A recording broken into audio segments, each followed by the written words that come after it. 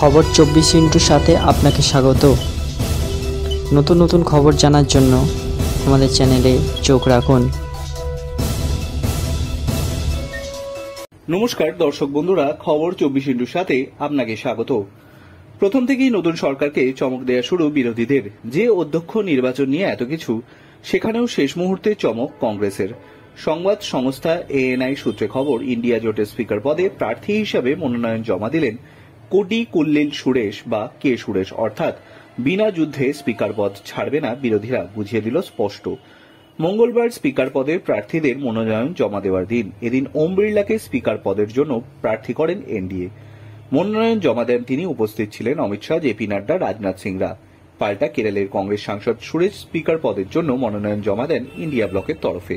এই বিষয়ে কেন্দ্রীয় মন্ত্রী রবি রঞ্জন সিং এএনআইকে বলেন, অধ্যক্ষ সংক্রান্ত বিষয়ে কথা বলার জন্য কংগ্রেস নেতা কেসি বেণুগোপাল ও ডিএমকের টি আর বালু এসেছিলেন। প্রতিরক্ষা মন্ত্রী রাজনাথ সিং এর সঙ্গে কথা হয়। উনি তাদের এনডিএ তরফে স্পিকার পদপ্রার্থীর নাম জানান এবং সমর্থন চান। বেণুগোপাল সাহেবের বক্তব্য ছিল, ডেপুটি স্পিকার হিসেবে ইন্ডিয়ার কাউকে দিতে হবে, আর এখনই তার মান্যতা দিতে হবে। রবি রঞ্জনের দাবি, প্রতিরক্ষা মন্ত্রী বেণুগোপালকে জানান, যখন ডেপুটি স্পিকার পদে ভোটাভুটি হবে তখন সকলে মিলে বসে আলোচনা করেই ডেপুটি স্পিকার ঠিক হবে। তবে বেণুগোপাল দাবিতে অনড় ছিলেন। কেন্দ্রীয় মন্ত্রীর দাবি, গণতন্ত্রের শর্ত দিয়ে চাপ দিয়ে রাজনীতি হয় না। ব্যুরো রিপোর্ট, খবর 24/7।